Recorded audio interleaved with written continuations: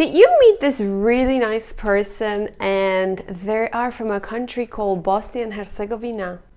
Do you imagine yourself living here? Well, watch this video because I think it can come in handy sometime in the near future.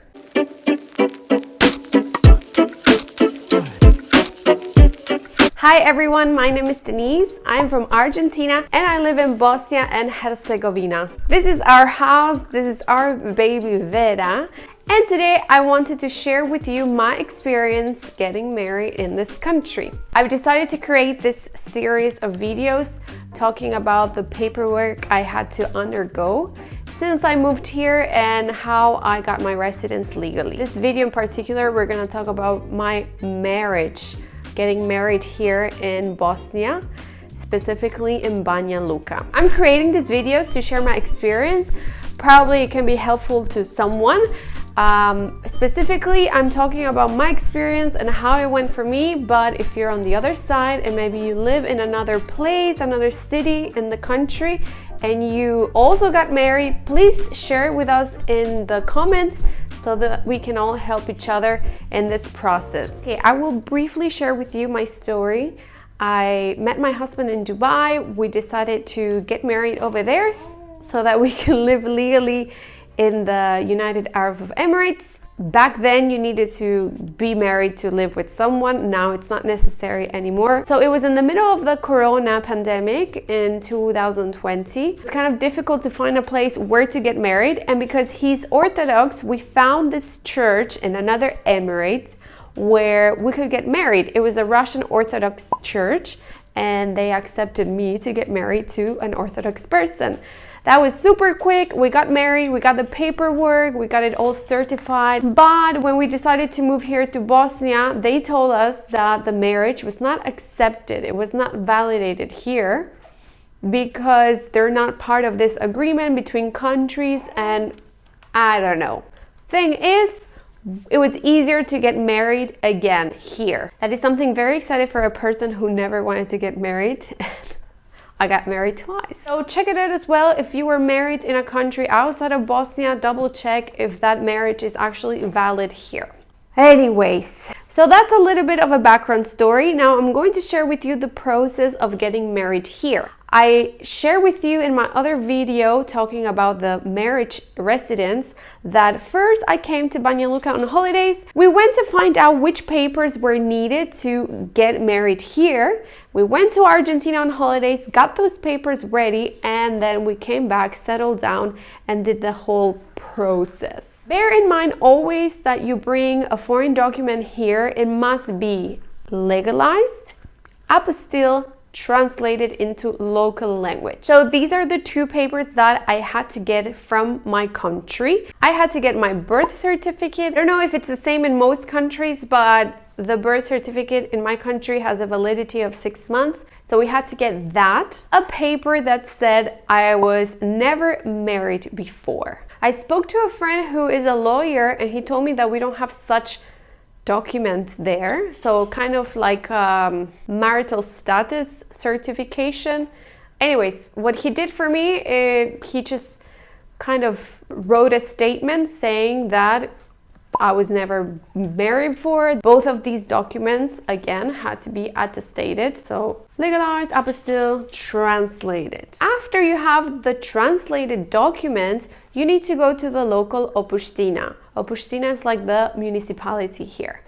At the municipality, they have this thing called certification again. So yeah, they just certify that it's a valid copy of an original document, and they kind of put like a stamp on it. So all of these papers, you need to make copies of them and you need to certify them at the Opština. Once you have all of that ready, and of course your partner also has to present their documents and certify them at the municipality, you go to the same Opština and you present the document. So they verify that all the documents are okay and you have the thumbs up to go ahead and get married. So after we presented our documents and they accepted them, we went back on a Thursday. I thought that we were gonna go just to ask for a date to get married, but kind of felt like we were doing the whole thing there and then because we needed the translator she asked me in English to verify my identity. So they say my whole name, my parents' name, and I said, yes, this is me. Right there and then I had to decide how my name was going to be. Was I gonna keep my last name or take my husband's, or were we gonna have a compound last name?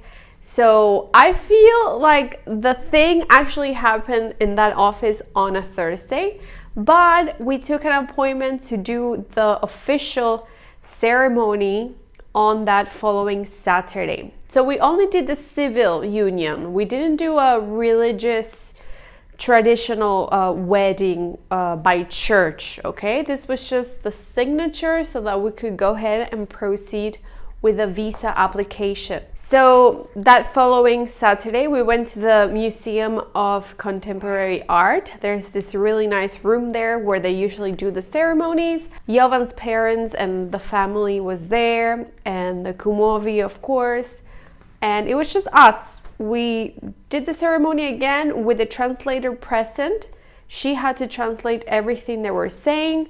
I think the whole thing took maybe 30 minutes, took a few pictures, and then we went to have a nice lunch.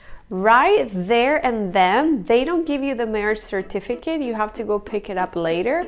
But once you have it, then you can go and proceed with your visa, with your residence visa application, which I talked about in this other video.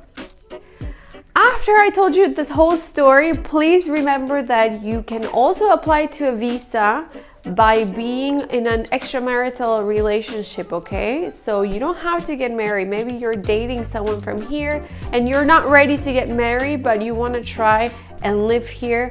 So you can go ahead and get a visa that way anyway. You don't have to get married.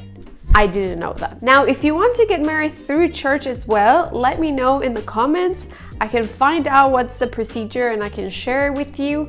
I didn't do the traditional wedding at the church, but if you want to take a look and see what it looks like, I will share with you this video of my brother-in-law's wedding, which was last year, and it was an amazing, huge party. So there you go. So again, remember, just bring your birth certificate and your marital status certification. As I said, in Argentina it doesn't exist, but maybe in your country does. Just a document that states that you are not married in your home country. And you know, the whole translate. If this information helped, please let me know. If you also got married here in Bosnia and it was a bit different, let us know as well, so we can all share information. And stick around for other videos on how is life as an expat here in Bosnia. Have a fantastic day. See you.